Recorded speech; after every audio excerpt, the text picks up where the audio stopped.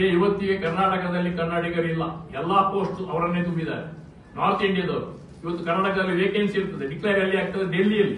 Delhi exchange ಹೋಗ್ತದೆ appointment ಮಾಡಿ, ಅಲ್ಲಿಂದ ಬರ್ತಾರೆ 4 ಮಂದಿ ಹಿಂದಿ ಬರುವವರು. ಬಂದು ಇಲ್ಲಿ 6 ತಿಂಗಳು ಕೆಲಸ ಮಾಡೋದಿಲ್ಲ, 3 ತಿಂಗಳಿಗೆ ಟ್ರಾನ್ಸ್ಫರ್ ತಗೊಂಡು ಹೋಗ್ತಾರೆ. ಇವತ್ತು ಡೆಪ್ಯೂಟಿ ಸಿಎಲ್ಸಿ ದೊಡ್ಡ ಹುದ್ದೆ, okay, no problem, we agri.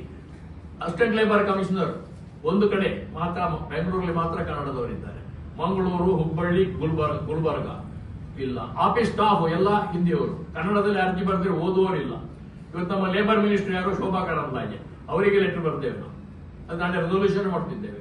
ಕರ್ನಾಟಕದಲ್ಲಿ ಇದ್ಕೊಂಡು ನೀವು ಕರ್ನಾಟಕದವರಿಗೆ ಕೆಲಸ ಕೊಡಲಿಲ್ಲ ಅಂತ ಹೇಳಿದ್ರೆ ಮಾಡ್ಲಿಕ್ಕೆ ನಿಮ್ಮಲ್ಲಾಗಿದೆ, ಮುಂದೆ ನಾರ್ತ್ ಇಂಡಿಯಾದವ್ರು ಬಂದ್ರೆ ಎಲ್ಲಿ ಮಾಡ್ತಾನೆ? ಇದು ಪ್ರಶ್ನೆ ಎಲ್ಲರೂ ಕೇಳಬೇಕು. ಇನ್ನು ನೆಕ್ಸ್ಟ್ ಹೋಗ್ತೇವೆ ನಾವು, ಲೇಬರ್ ಕೋರ್ಟ್ ಅಂತ ಹೇಳ್ತೇವೆ. ಕಾಯ್ದೆ ಪ್ರಕಾರ ಇದು ಇವತ್ತು ಮಾಡಿದ ಕಾಯ್ದೆ 47, ಈಗ ಹೊಸ ಕೋಡ್ಗಳ ಇಂಡಸ್ಟ್ರಿಯಲೈಸೇಷನ್ ಕೋಡ್ ಪ್ರಕಾರ ಕಂಟಿನ್ಯೂ ಆಗ್ತದೆ. ಅಲ್ಲಿ ಇಡೀ ಸ್ಟೇಟಿಗೆ ಇರುವುದು ಒಂದು ಕೋರ್ಟ್, ಅದು ಇರುವುದು ಬ್ಯಾಂಗ್ಳೂರು. ಅಲ್ಲಿ ಜಡ್ಜ್ಗಳು ಸಾಧಾರಣವಾಗಿ ಬರುವುದು ಬೇರೆ ಸ್ಟೇಟ್ನವರು, ನಮ್ಮ ಸ್ಟೇಟ್ನವರಲ್ಲಿ ಬಿಡಲ್ಲ. ಅಲ್ಲಿ ಆಫೀಸ್ ಸ್ಟಾಫ್ ಸೆಕ್ರೆಟರಿ ಪೋಸ್ಟ್ ಅಂತದೆ, ಅದು 7ನೇ ಸ್ಕೇಲಿಗೆ ಕೊಡಬೇಕು. ಒಬ್ಬ PUC ಫಾಲ್ಸ್ ಸರ್ಟಿಫಿಕೇಟ್ ಕೊಟ್ಟ ಅದನ್ನು ಮ್ಯಾನೇಜ್ ಮಾಡ್ತಾ ಕೂತಾರೆ. ಬ್ಯಾಂಕಿಂಗ್ ವಲಯ ಇದೆ ಅಂತ ಹೇಳಿದ್ರೆ, ಬ್ಯಾಂಕಿಂಗ್ ವಲಯದಲ್ಲಿ ಇರುವ ಯೂನಿಯನ್ಗಳಿಗೆ ಅಸ್ಪೃಶ್ಯರು, ಟೆಂಪರರಿ ಸಬ್ ಸ್ಟಾಫ್ ಅಂತ ಇವರನ್ನು ಕರೀತಾರೆ, ಕೂಲಿ ಅಂತ ಕರೀತಾರೆ, ಕಾಂಟ್ರಾಕ್ಟ್ ವರ್ಕರ್ ಅಂತ ಕರೀತಾರೆ. ಇವರು ಮಾಡುವ ಕೆಲಸ ಎಲ್ಲ ಕಂಪ್ಲೀಟ್ ಆಗಿ ಸಂಪೂರ್ಣವಾಗಿ ಇಡೀ ದಿನ ಇರ್ತದೆ. ಇವರಿಗೆ ಕಾಂಟ್ರಾಕ್ಟ್ ಅಗ್ರಿಮೆಂಟ್ ಮಾಡ್ತಾರೆ, ಅದರಲ್ಲಿ ಕೂಲಿ ಕ್ಲೀನಿಂಗ್ ವರ್ಕ್ ಅಂತ ಹೇಳಿ ತಗೊಳ್ತಾರೆ. ಅಂದ್ರೆ ಕ್ಲೀನಿಂಗ್ ವರ್ಕ್ ಮಾತ್ರ ಮಾಡಬೇಕು ಅವರು, ಅಲ್ಲಿ ಕಾಂಟ್ರಾಕ್ಟರ್ ಸೂಪರ್ವೈಸರ್ ಇರಬೇಕು, ಅದಿಲ್ಲ. ಈಗ ನೇರವಾಗಿ ತಕೊಂಡವರಿಗೆ ಅಷ್ಟೇ ಇಡೀ ದಿನ ಕೆಲಸ ಮಾಡ್ತಾರೆ, ಸಂಬಳ ಮಾತ್ರ 200, 300, 500 ಇಷ್ಟ ಬಂದಾಗಿ ಕೊಡ್ತಾರೆ. ಕಾಯ್ದೆ ಎಲ್ಲ ಕಾಯ್ದೆ ಇದೆ, ನಮ್ಮ ದೇಶದಲ್ಲಿ ಇರುವಷ್ಟು ಕಾಯ್ದೆ, ಕಾರ್ಮಿಕ ಕಾಯ್ದೆ ಮತ್ತೆ ಎಲ್ಲಿಯೂ ಇಲ್ಲ. ಅದನ್ನು ಯಾವುದು ಜಾರಿ ಮಾಡಲಿಕ್ಕೆ ಸರ್ಕಾರಕ್ಕೆ, ಕೇಂದ್ರಕ್ಕಾಗಲಿ ರಾಜ್ಯಕ್ಕಾಗಲಿ ಇಲ್ಲಿವರೆಗೆ ಆಗಿಲ್ಲ. ಅದು ಜಾರಿ ಆದ್ರೆ 50%, 50% ನಮ್ಮ ಕೆಲಸ ಆಗ್ತದೆ. ಇವತ್ತು ನಾವಿಲ್ಲಿ ಕೇಳ್ತಾ ಇರೋದು ಬಂದದ್ದು ಮುಖ್ಯ ಪ್ರಚಾರ ಸಮ್ಮೇಳನ, 2ನೇ ಸಮ್ಮೇಳನ. ಮೊದಲನೇ ಸಮ್ಮೇಳನ ನಾವು ಹೋದ ವರ್ಷ, ಇದೇ ವರ್ಷ ಮೇ 25ಕ್ಕೆ ಮೈಸೂರಲ್ಲಿ ಮಾಡಿತ್ತು. ಸುಮಾರು ಒಂದು 500-600 ಜನ ಬಂದಿದ್ರು. ಈಗ ನಾಳೆ ಸುಮಾರು ಅದರಿಗಿಂತ ಕನಿಷ್ಠ ಅಷ್ಟು 500 ಅಂತೂ ನಾವು ಕನಿಷ್ಠ ಬರ್ತಿದ್ದಾರೆ, ರಾಜ್ಯದಾದ್ಯಂತ ಬೇರೆ ಸ್ಟೇಟ್ ಇಂದ ಬರ್ತಿದ್ದಾರೆ. ಅಷ್ಟು ಎಕ್ಸ್ಪೆಕ್ಟ್ ಮಾಡ್ತಿದ್ದೇವೆ. ಇಲ್ಲಿ ಕೇಳೋದು ಕಾಯ್ದೆ ಇಂಪ್ಲಿಮೆಂಟೇಷನ್, ಹೊಸ ಕಾಯ್ದೆ ಅಂದಿದ್ದಾರೆ. ಈಗ ನಾವು ಹೊಸ ಕಾಯ್ದೆ ವಿರೋಧ ಮಾಡ್ತಾ ಕೂಡುದು ಅಥವಾ ಇದ್ದ ಕಾಯ್ದೆಯನ್ನು ಅಮೆಂಡ್ಮೆಂಟ್ ಮಾಡ್ಲಿಕ್ಕೆ ನಮ್ಮ ಕೈಯಲ್ಲಿಲ್ಲ. ಕಾಯ್ದೆಯಲ್ಲಿ 47ರಲ್ಲಾದ ಕಾಯ್ದೆ, 71ರಲ್ಲಾದ ಕಾಂಟ್ರಾಕ್ಟ್ ರೆಗ್ಯುಲೇಷನ್ ಕಾಯ್ದೆ, ಇದರಲ್ಲಿ ಗುತ್ತಿಗೆ ಕಾರ್ಮಿಕರನ್ನು ಎಲ್ಲಿ ನೇಮಿಸಬೇಕು ಅಂದ್ರೆ ಕಟ್ಟಡ ಕಾರ್ಮಿಕರು, ಕೆಲಸ ಬ್ರಿಡ್ಜ್ ಆಗುವಾಗ ನೇಮಿಸಬಹುದು. ಆ ಕೆಲಸ ಹೋಗಿದ್ದು ಹೋಗ್ತದೆ, ಎಂಡ್ ಆಯ್ತು, ಮುಂದೆ ಅಲ್ಲಿ ಅವನಿಗೆ ಕೆಲಸ ಇಲ್ಲ. ಇಲ್ಲಿ ಏನ್ ಮಾಡ್ತಾರೆ, ಕಾಯಂ ಕೆಲಸ. ಬ್ಯಾಂಕಿನಲ್ಲಿ ಅಗ್ರಿಮೆಂಟ್ ಅದೇ, ಕಸ ಗುಡಿಸೋದ್ರಿಂದ ಅಗ್ರಿಮೆಂಟ್ ಅದೇ. ಅವನಿಗೆ ಸಬ್ ಸ್ಟಾಫ್ ಅಂತ ಕರೀತಾರೆ, ಅವನಿಗೆ ಅಪಾಯಿಂಟ್ಮೆಂಟ್ ಆರ್ಡರ್ ಕೊಡಬೇಕು, ಸಂಬಳ ಎಷ್ಟು ಕೊಡಬೇಕಂತ ನಿರ್ಧಾರ ಆಗಿದೆ. ಇದು ಜಾರಿಯಾಗಿಲ್ಲ. ಇದ್ದ ಕಾಯ್ದೆಯಲ್ಲಿ ಅದನ್ನು ಇಂಪ್ಲಿಮೆಂಟ್ ಮಾಡಲಿಕ್ಕೆ ಕಾರ್ಮಿಕ ಇಲಾಖೆಗೆ ಅಧಿಕಾರ ಇದೆ. ಅರ್ಜಿ ಕೊಟ್ಟರೆ ಇಲ್ಲಿವರೆಗೆ ಯಾರು ಕ್ರಮ ತಗೊಳ್ಳಿ ಮುಂದೆ ಹೋಗುದಿಲ್ಲ. ಇನ್ನು ಇದನ್ನು ಮುಖ್ಯವಾಗಿ ಯಾರು ಮಾಡಬೇಕು? ನಮ್ಮಂತವರಲ್ಲ, ನಾವೆಲ್ಲ ಅಸಂಘಟಿತ ಕಾರಣ, ನಮ್ಮ ಹಣಕಾಸಿಲ್ಲ. ಈಗ ಎಂಪ್ಲಾಯೀಸ್ ಯೂನಿಯನ್ ಇದೆ, ಕೋಟಿಗಟ್ಟಲಿದೆ. ನಾವು ಸ್ಟಾರ್ಟ್ ಮಾಡುವಾಗ 1 ರೂಪಾಯಿ ಟೂರ್ ಮಾಡ್ಕೊಂಡು ಕಲೆಕ್ಟ್ ಮಾಡಿ ಸಂಘ ಕಟ್ಟಿದ್ದು. ಆಮೇಲೆ ಈ ಚೆಕ್ ಆಫ್ ಬಂತು, ಆಮೇಲೆ ಏರಿಯಾಸ್ ಅಲ್ಲಿ ದುಡ್ಡು ಬಂತು, ಕೋಟಿಗಟ್ಟಲಿದೆ. ಅವರು ಇದರ ಬಗ್ಗೆ ದೃಷ್ಟಿ ಹರಿಸುವುದಿಲ್ಲ. ಹಾಗಾಗಿ ನಾವು ಇದರ ಕಡೆಗೆ ದೃಷ್ಟಿ ಹರಿಸಿ ಅವರು ಸಂಘಟಿತರಾಗಿ ಮಾಡಿದ್ದೇವೆ. ನಮ್ಮ ಮೊದಲ ಉದ್ದೇಶ ಕಾಯ್ದೆಯನ್ನು ಜಾರಿ ಮಾಡುವುದು, ಪ್ರಾವಿಡೆಂಟ್ ಫಂಡ್ ಕೊಡಬೇಕು.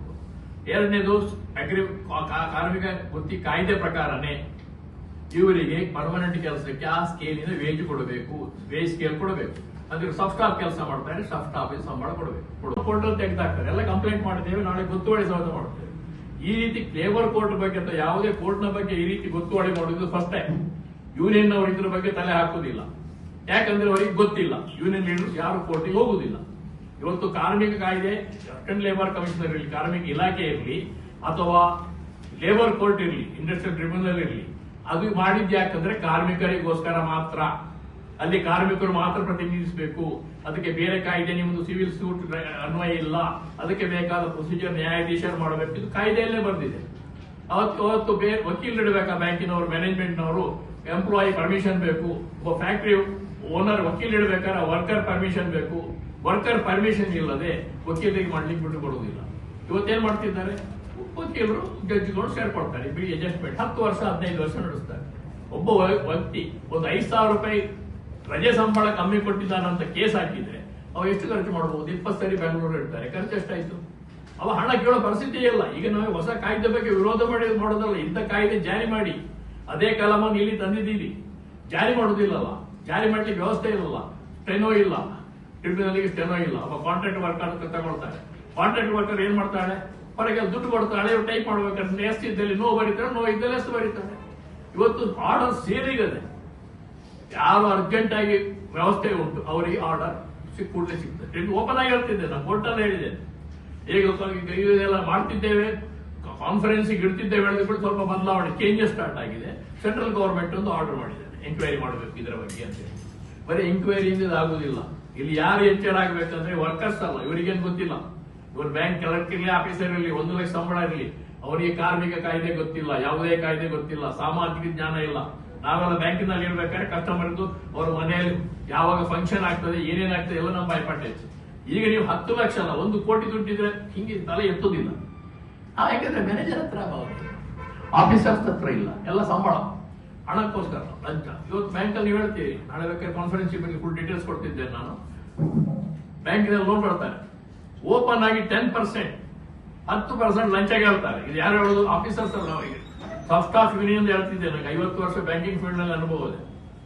ಅಲ್ಲಿ ಓಪನ್ ಆಗಿ 10% ಕೇಳ್ತಾರೆ, ಬಾರ್ಗೇನ್ ನಡೀತದೆ. ಇನ್ನು OTS ಆಗ್ತದೆ. ನಿಮಗೆ ಯಾರಾದ್ರೂ ನನಗೆ ಫೋನ್ ಮಾಡಿ, ನಾನು ಹೇಳ್ತೇನೆ ಏನ್ ಮಾಡ್ಬೇಕು ಅಂತ. OTS ಆದ್ರೆ ಸ್ಕೀಮ್ ಪಾರ್ಟಿಗೆ ಎಕ್ಸ್ಪ್ಲೈನ್ ಮಾಡ್ಬೇಕು, ಎಷ್ಟು ಸ್ಕೀಮ್ ಉಂಟಂತ. ಮಾಡೋದಿಲ್ಲ. 50% ವರೆಗೆ ಆಫರ್ ಕೇಳ್ತಾರೆ.